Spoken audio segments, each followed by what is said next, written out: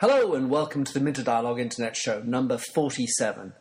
This interview is with Kathleen Mitchell, a former colleague from my L'Oreal days, and now head of EMEA for Stella and Dot, an innovative company that is built on a direct sales model merged with social and e-commerce.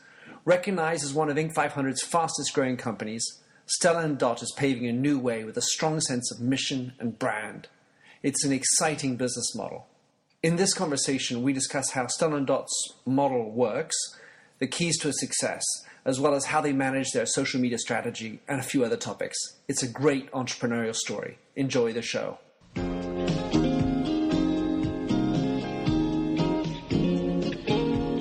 Welcome to the Minter Dialogue Internet Show, where we discuss brand marketing with a focus on all things digital. I am Minter Dial, author of TheMyndset.com, that's TheMyndset, where branding gets personal. You'll find the show notes on the blog for the upcoming interview. Let's cut to quick. Enjoy the show. Hello and welcome to the Minter Dialogue Internet Show. Today I'm with an old friend from my L'Oreal days, Kathleen Mitchell, formerly Gillen, with whom I worked when I was in England, and we have a long past in our days in L'Oreal. So, Kathleen, it's a great pleasure to have you on board, and tell us who you are and what you do these days. So, my name is Kathleen Mitchell, and I was previously the MD of Stella and Dot UK, and now my role, just in the new year, Happy New Year, everyone, has been expanded to take in our rollout throughout Europe, so I'm the VP of EMEA for Stella and Dot. So, Kathleen, congratulations on the new position. So tell us about Stella and Dot. Mm-hmm. Stella and Dot is a really unique combination of, we are a fashion company because we have amazing fashion-led jewelry and accessories that are sold exclusively through independent stylists. And these independent stylists, we took inspiration from the home-based business, and supercharged it with e-commerce and social media. So it's a fashion company, it's a technology company because our stylists are able to sell through at-home trunk shows, but also through their own personal websites. But also at our heart, we are a people company because these independent stylists are independent entrepreneurs who are in control of their own destinies and are using Stella and Dot as a way to earn an extra income, but flexibly. All right, tell us about the founding of the company. So, I mean, Jessica, the founder, is quite a phenomenon. Yeah. So Jessica, I think she's one of the world's true great entrepreneurs. And Jessica she dropped out of Stanford Business School to found her own. Another dropout? How is it? The great entrepreneur? I know. So she while she was in business school, she had an idea. She saw that people were making more data-driven decisions. And she founded what is now WeddingChannel.com.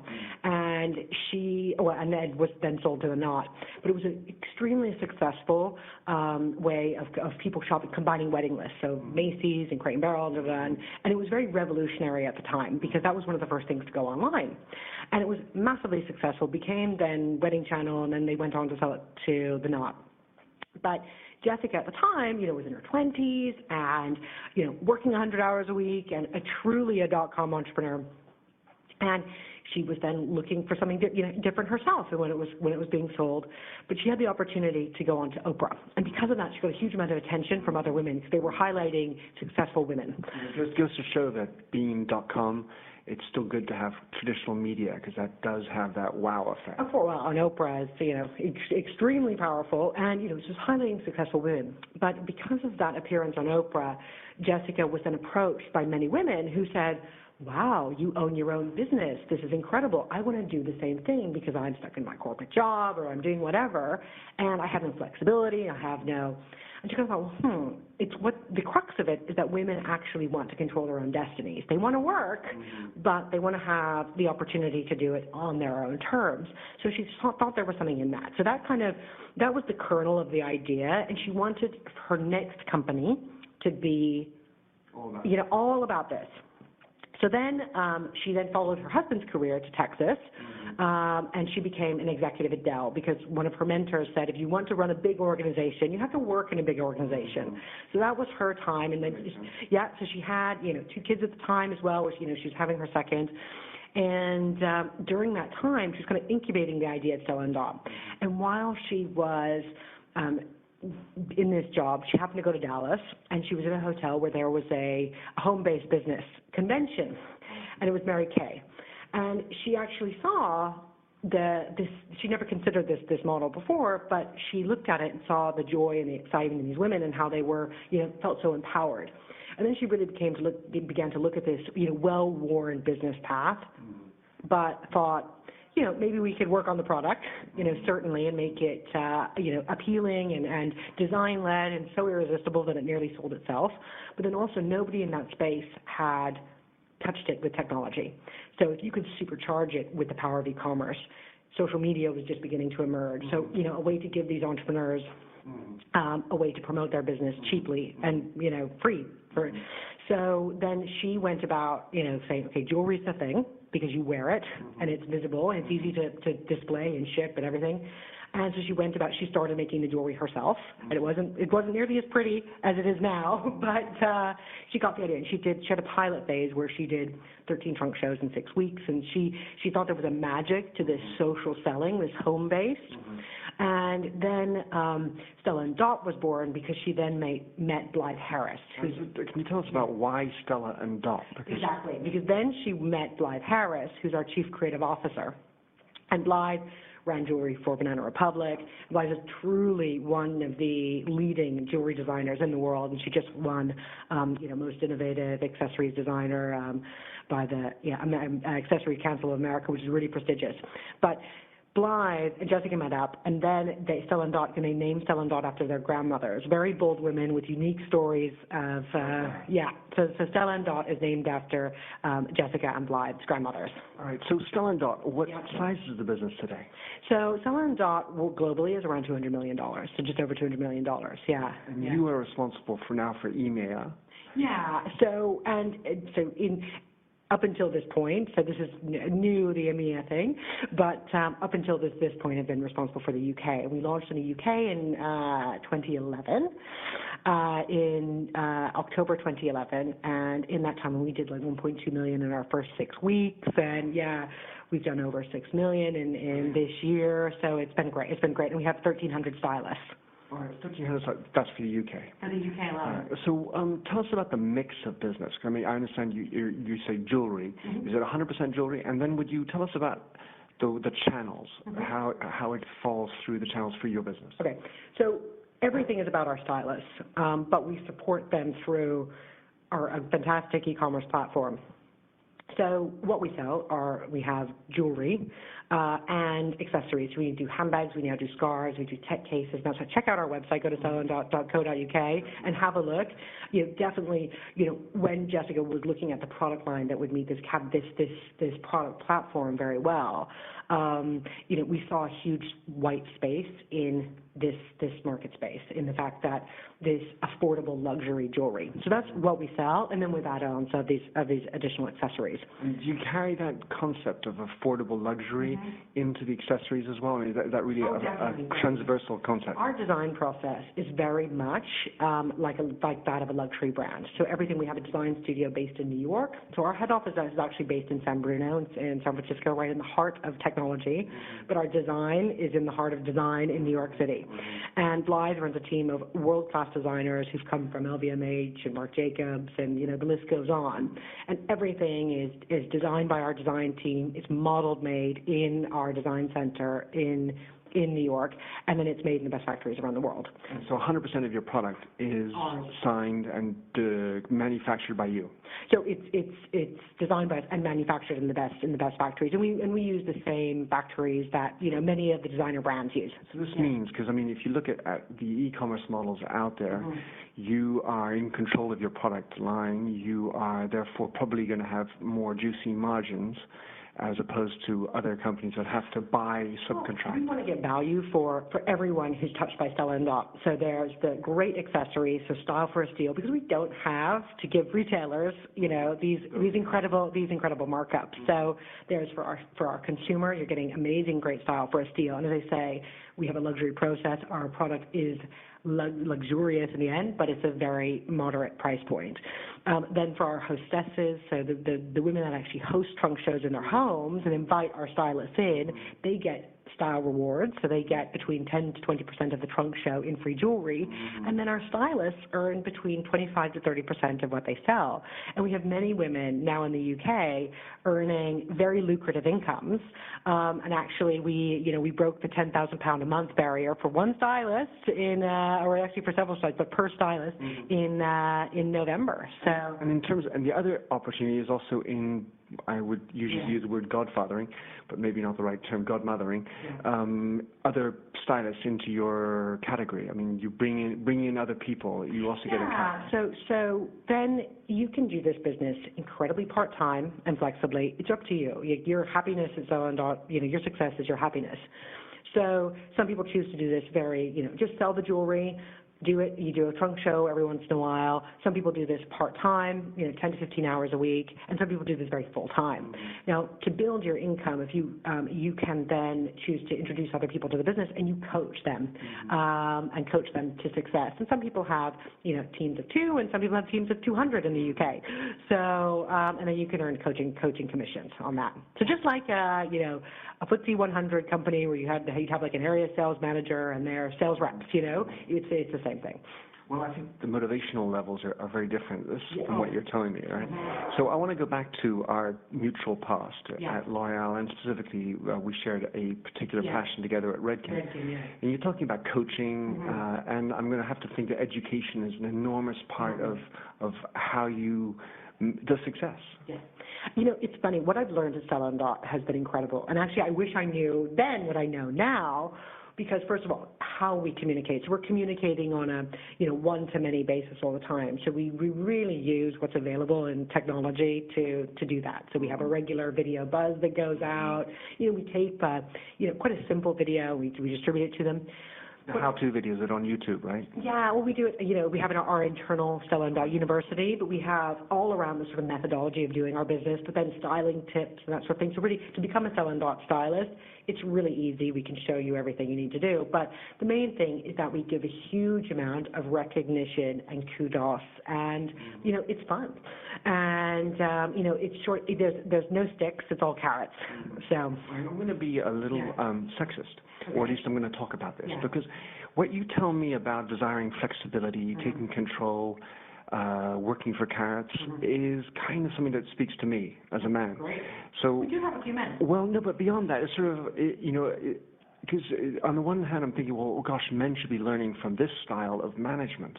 Absolutely. I mean, I think this when I was at L'Oreal, my sales team was predominantly men at a certain point, and actually I think these things absolutely work for everyone. But what we're feeling is a need that women have, particularly after they have kids, where they need more flexibility, but they still want to work. But yes, we do have a few male stylists. We say we have a few good men, so it definitely appeals. But I think because we are in fashion, and it's sort of something that's being so that's why our model appeals very much to women. So, again, thinking back to our past, in a large organization, which doesn't just obviously single out L'Oreal, what you are doing differently is this sort of constant entrepreneurial spirit, a mission that, for me, it speaks to me as an individual, and clearly to the women who are working with the stylists that are working with you, and you have this also a business model that is radically different from what you see in the regular businesses. So how do you think that big businesses could learn to do this kind of thing, or is that something that you are going to be able to keep with you as a barrier to entry? I mean, I think could be companies operate. I think what's great about being in a company, we're fast, like we're in Stella & Dot versus we are exceptionally fast. There's kind of no bureaucracy. We just get it done. There's not a lot of hierarchy and sort of kowtowing to that, which is great because everything is for the benefit of, the people I've already mentioned, our stylists, our hostesses, and our customers. So it's just interesting that dynamic. So it's all about, making this a better company, predominantly for our stylists, and we keep that at our core. And I think that, thinking back to our L'Oreal days, I think that, we were in the professional products division, so I think we were quite obsessed with that too, but there was a lot of probably bureaucracy that didn't need to be. Yeah, when I've looked at, I know we talk with a lot of entrepreneurs, and as you get to a certain size, bureaucracy and titles and different levels start creeping in. The nature of the way your business is set up, for me, seems to provide for a much more diluted versions. In other words, not as much hierarchy because of the nature of entrepreneurial independent spirit. And we are all stylists at Stella and Dot. So Jessica does trunk shows, I do trunk shows, but it keeps us. The fact of the matter is that it's such an immediate feedback. We are intimately connected to not only our fields but our customers. So we can see it. We get immediate feedback straight away. So there's no need for vast, expensive market research. We can see it, touch it. And so when you're hiring, I mean, you talk about the word tribe. I saw in your manifesto, which is on the site, and I put a link to that as well. What are the types of things you're looking for when you do, an interview? How does it work? So in terms of our internal team, so anybody can be a stylist, and it's really that's they self-select themselves. And if you're kind of friendly and you like the jewelry and you have, it's not a business that works when you don't, but you're willing to put in a bit of effort, then you can be a stylist, and that you go away. But if we're looking for our internal team, it's we look for intellectual rigor, because we move fast, so you have to make good decisions. Intellectual horsepower is important here because this is a very smart business model. We need smart people to drive it. A really strong work ethic, but a work ethic that's beyond just putting in the hours. It's work ethic because you love it, and it's being deeply rooted and connected to our mission. There's a sensitivity to obviously the métier that we work in, which is fashion. So, but it's not all encompassing. You don't have to be a fashionista, but you have to have a love and a joy for what we do. And, modern thinking, a love for embracing the newest and latest in technology. Like, we're all on social media all the time. It's how we communicate. So it's just, we're not the easiest to hire for because we're a totally new platform. We're a totally new model. Right. So it takes, the team you have to have a huge amount of heart, smarts, and goal-oriented. So. Well, I mean, because really, you can't hire people with experience in your business model. I want to talk about the 1,300 stylists you have.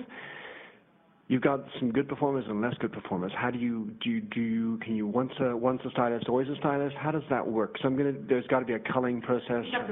It's up to them. So you sign up. It's £169, and for that you get your business in a box, as well as like a world-class marketing team and a world-class tech team, and you get the samples you need to get started. You can then purchase other samples at 50% off. But it's really, you get started. Some people, about 20% of people who actually sign up never do anything. Right, because you get a lot of jewelry for quite a good price. But we factor that in. But about 40-50% are people who are we call them brand ambassadors, and they do a couple of trunk shows every month, and that's perfect and great, and we love them, and then you have people who are doing, going gangbusters with it. So there's leaders. We have a leadership team in the UK of about 60 now, which is fantastic. And these are people who've all decided to build teams and are regularly. Having a very consistent business. Let me get into one other area, which is competition. Yeah. Because you've got these stylists, and I know that in your manifesto you talk about we before or we before me, I guess. Yeah. On the other hand, we have competition because who's the best. How do you manage that at Stella and Dot? Okay, so we have a totally non-competitive culture. I mean, it's not to say that people, we reward top sellers and top performance, and people love, but it's a culture whereby, for example, we're extremely equitable. If somebody wants to be, we have like Meet Stella and Dot events whereby, prospective stylists can come, and basically, and these are controlled by our stylists, and if new stylists come, basically what they do is they sort of, they're not scrambling over the stylist. They'll find the best person that they should be signed up under, But it's a completely, because we're very, very keen on that. And it generates, say, for example, our team leaders have open team meetings. So we might have a leader in Manchester, and I can think of Nikki Collinson right now, and she has people coming from her meeting that aren't in her team at all, because we have open team meetings, because it's a culture of cooperation, and it's a business that means that you can sponsor someone in Aberdeen and know that, Val Lawrence in Scotland will be looking after them, even though you might live in Cornwall. Mm-hmm. Right. So you mentioned e-commerce, of course, and my question is, what is the mix that is pure e-commerce? versus through the stylist? How does that work? This is a great question because in terms of our business, like consumers coming directly to us and placing an order on our website, it's in the region of 10, 15%, but it kind of shifts from month to month. But the thing is that we will always then, that consumer who comes fresh to us, most of our customers come through stylists, right? Mm-hmm. Or order directly off their personal website. And that's what you prefer. But we want people to have amazing service, exceedingly good service, and that will come with having a stylist. So what we do is if someone places an order through our website, they will automatically go to their nearest active stylist. So an email will be sent. And thankfully, so for example, I have a great story to share that happened over the Christmas period. Christmas Eve, and one of our stylists, or a couple of days before Christmas, one of our stylists got an email saying, you've had an order come through. And, this delightful Sophie Mitchell wrote an email to this guy saying, I hope I assume you brought these as a present. I hope you received them. And he goes, help. I just got a note from UPS. They're letting me down. And apparently I'm not going to receive them. And she emailed him on Christmas Eve. And she went, well, I don't live that close to you, but let me find someone who does. Mm-hmm. And she put an email out into the community. Well, she put it on Facebook into our network and found someone who had those pair of earrings. And the stylist, who is not in her team, but drove to this guy's house and gave him her samples, So this is how things happen. Sometimes UPS can't deliver. Very rarely, I must say. But this is a really great story. And we have many, many, many examples like this too. We had a lot of panicked husbands on Christmas Eve that our stylists were frantically delivering jewelry to. So, I'm going to guess that men need some style advice as to what to buy as well. Exactly. What portion of your consumers are men? It's not. I don't have that figure top of me. It's smallish, but it definitely spikes in the sort of Mother's Day, February, for Valentine's Day, and Christmas time. Absolutely. So, logistically speaking, I know you run out of San Fran. You have your design out of New York. Your e-commerce platform is managed how, and to what extent is it adapted to the UK market?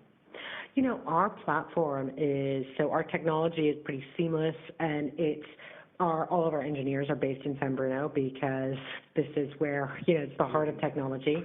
And it's seamless. So we manage our shop here, but with the help of them in the U.S. So who does your SEO, for example? Sorry?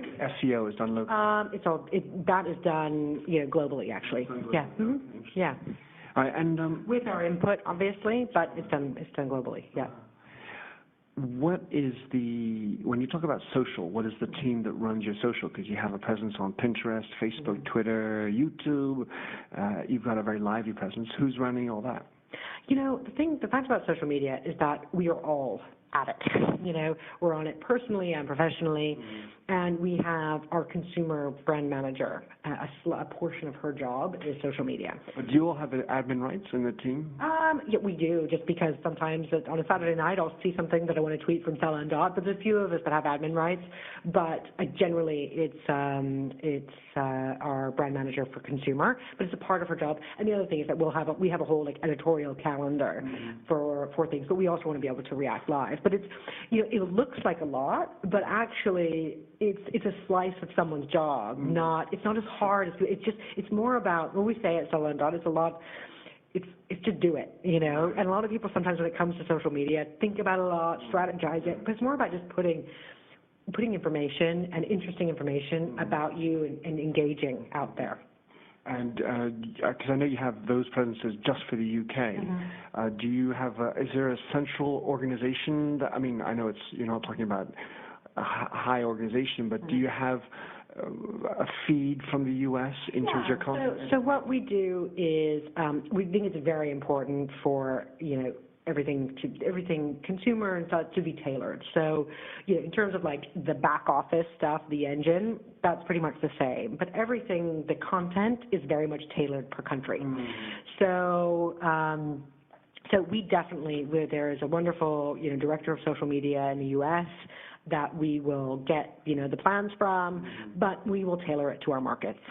When I looked on Pinterest, I have to point out a couple of pages that really talked to me. One is Words We Live By, which I thought was neat because you got that sort of values, mission statement. That's the first board that you have. Yeah. And the second one I personally liked was the festival style. Right.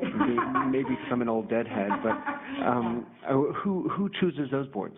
So we've got a great marketing team, and we've got our consumer media person here, and it's just curated by us. And sometimes we'll find stuff we find stuff ourselves and send it along to Sophie, and it's kind of a team effort, but it's one person who controls the output. Well, I think my experience is that you do need to have multiple people involved. Social media needs to be we more than me, but making that process work is not necessarily so obvious. But then there's also, we do a lot of social media so there's the kind of the consumer stuff, but then there's also what's happening with our stylists. So we have a closed leader network on Facebook. Most of our leaders have their own Facebook sites, closed groups for their teams as well. And it's just interesting, so we get a lot of feedback and talk about immediate feedback. You get it straight away, and it's pretty interesting. We just did like a leader day yesterday, and right after, so this was for, a stars and above, and this is for people who have four qualified people on their team, but it was great. The leader network is wider than that, though. But right after this training, these leaders were disseminating what they had experienced in that day, right? Which, big business could be doing a lot more of too. Exactly. It's just immediate. We don't really have a fear over it. We don't, and we're not cautious. Like we're very open and transparent about what we do because we have our stylists that need the information. All right, so last question area is just what are the growth plans? You have this new job. What are your priorities and where's your growth going to come from? So our growth is... You can tell us about. Yeah. So that we can tell you about is, we've just recently launched in Germany. So we're extremely... And Germany is obviously a massive market. So we're, really going to be accelerating the growth there in 2013. We want to really grow in the UK as well. So this is probably, doubling in size in 2013 in the UK. Going faster and further in Germany. We want to tag on, we want to launch with the Republic of Ireland as well, because there's a lot of synergies between the UK and Ireland. And we also will be launching in France. Les Français aussi. Was that for 2013? 2013, yeah. I'll look out for that. Yeah. So, Kathleen, how can anyone follow you or get in touch with you if they're interested in working or following what's going on? Great. So I'm on Twitter at Kathleen to go. You can find me on Facebook, Kathleen Gillen Mitchell, and that's the best way to keep in touch with me. Brilliant, Kathleen. It's lovely to have you on the show. I appreciate it, and look forward to following the success of Stella and Dot. Great. Thanks, Minter. Thanks, everyone. Thanks for having listened to this recording of the Minter Dialogue radio show. You'll find the show notes on themindset.com, TheMyndset, where you can also sign up for my weekly newsletter. If you like the show, please don't forget to click the handy Facebook like button or tweet it out. And if you speak French, you can find my other French language interviews on minterdial.fr. In the meantime, please come join the conversation at The Mindset or catch me on Twitter at MDIAL. Happy trails.